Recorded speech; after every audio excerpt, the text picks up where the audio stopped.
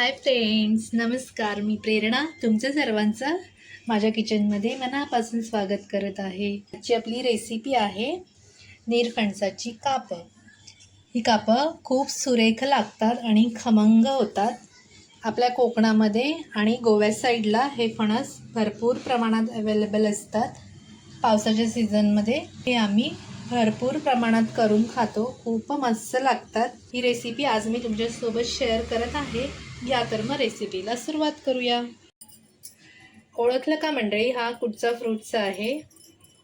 हा निरफणस आहे बरं का. फणसाचीच एक जात आहे बघा. फणसासारखाच दिसतो, पण हे जरा छोटे छोटे असतात. तर या निरफणसाला चीक फारसा नसतो, तरी पण मी हाताला थोडंसं तेल लावून घेते, हाताला आणि सुरीला.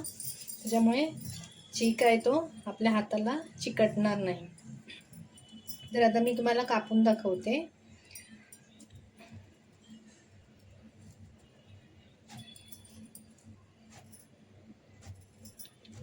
हे निरफणस आमच्या कोकणामध्ये आणि गोव्या साईडला भरपूर प्रमाणात भेटतात. तर तुम्ही कधी गेलात तर तिकडनं नक्की आणा.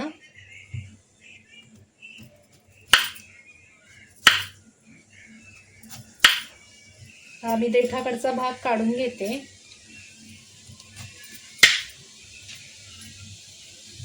आता मी ह्याचे परत मधून असे 2 तुकडे करून घेते. हा थोडासा कडक असतो आणि ही जी आहे ती पाव आहे, तर मी पाव काढून घेते. ही खायला चांगली नाही लागत. आणि ह्याचं जे साल आहे ते आता असं आपण काढून घेऊया. काढताना जरा सावकाश काढायचं. सुरीवर जमत नसेल तर आपण विळीवर पण करू शकतो.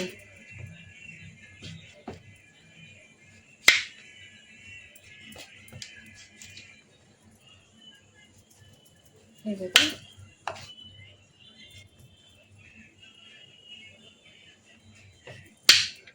ही कापं वरण भातासोबत खूप मस्त लागतात आणि आपण असं स्टार्टर म्हणून पण खाऊ शकतो.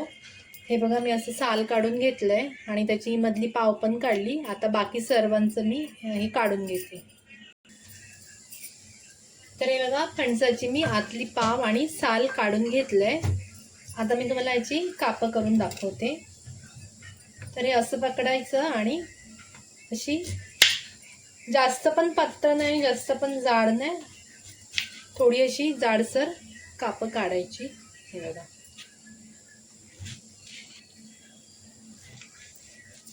तुम्हाला पाहिजे तर तुम्ही अशी उभी पण करू शकता, जसं कराल तसं.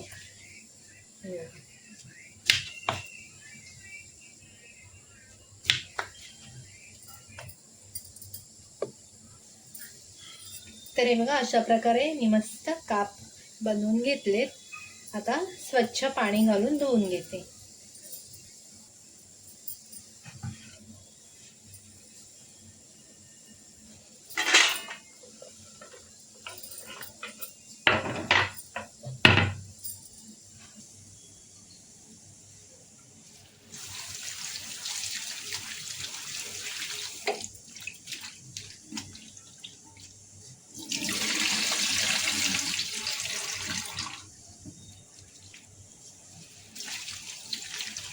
अशा प्रकारे 2-3 वेळा स्वच्छ धुवून घ्यायची.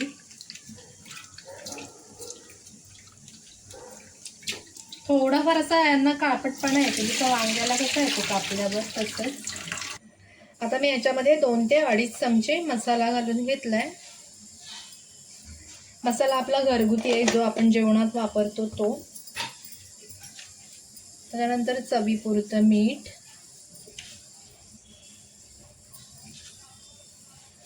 जास्त खारट नाही बनवायची, मग चव निघून जाईल.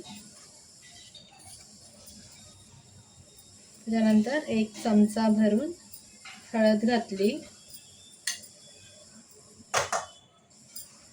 आता ह्याला छानपैकी असं मस्त सगळ्या साईडने मसाला कोटिंग करून घ्यायचा. आपली बटाट्याची कापं, केळ्याची कापं जशी आपण बनवतो ना, तसंच सेम आहे. तुम्हाला जर हा व्हिडिओ आवडला असेल तर माझ्या चॅनलला सबस्क्राईब करा, व्हिडिओला लाईक करा, तसंच शेअर करा आणि बेल आयकॉन आहे तिथे क्लिक करायला विसरू नका, कारण ज्या मी नवीन रेसिपीज पोस्ट करेन त्याची त्याचं पहिलं नोटिफिकेशन तुम्हाला भेटेल. त्याच्यामुळे न आळस करता पटकन चॅनलला सबस्क्राईब करा. सगळ्या बाजूने असं छानपैकी लावून घ्यायचं. आम्ही ना कोकणामध्ये पावसाच्या वेळेसच हा जास्त फणस भेटतो, जेव्हा पावसाचे दिवस असतात तेव्हा. मग मच्छी काय एवढी जास्त येत नाही. मग हे फणस असे आणायचे, मस्त फ्राय करून खायचे, खूप छान लागतात. त्यामुळे काय मच्छीची एवढी आठवण येत नाही. आता ह्या कापांना थोडं 5 मिनटं रेस्ट देऊया, कारण थोडाफार मसाला व्यवस्थित आतपर्यंत मुरला जाईल. जास्त वेळ ठेवायचं नाही, नाहीतर ते मिठाचं पाणी सुटतं. तर असं मी हे लावून ठेवते. आता मी फ्राय करण्यासाठी इथे थोडं बेसन घेते.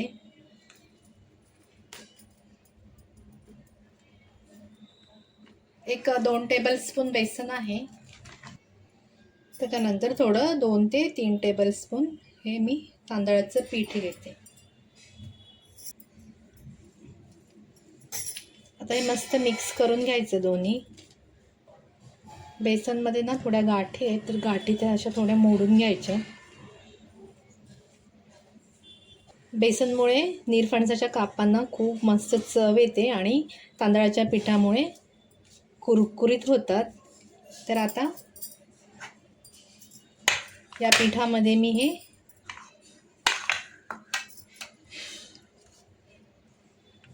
असं एक एक करून घोळून घ्यायचं.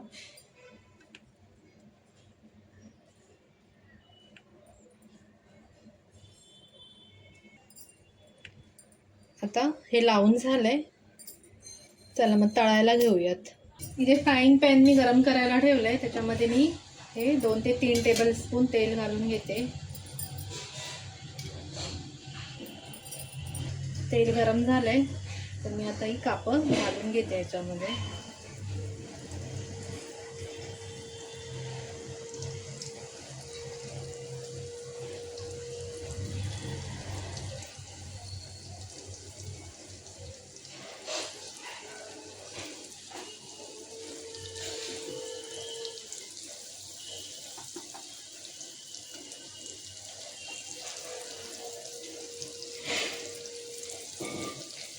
गॅस आपला मीडियम आहे. मीडियमपेक्षा थोडासा स्लो ठेवला आहे मी. आता मी ह्याच्यावर झाकण ठेवते.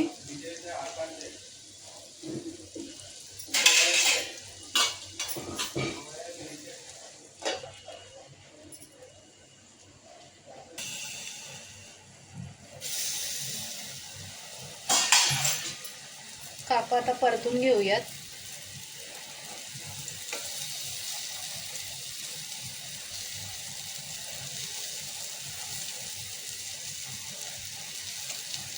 बघा किती मस्त कलर आला आहे.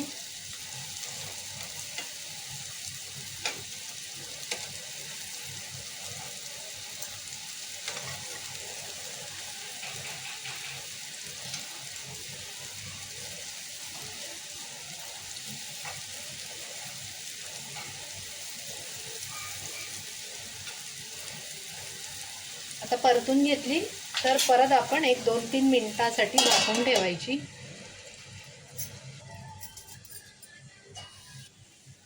तर हे बघा अशा प्रकारे दुसऱ्या साईडने पण मस्त भाजली गेली आहेत. आतपर्यंत घुसते, म्हणजे मस्त फ्राय झाले आहेत. ही बघा मस्त आपली खमंग निरफणसाची कापं तयार झालेली आहेत. हे बघा गरम आहेत, खूप मस्त लागतात. तुम्ही ही रेसिपी अवश्य करून बघा. रेसिपी पाहिल्याबद्दल धन्यवाद. Thank you so much.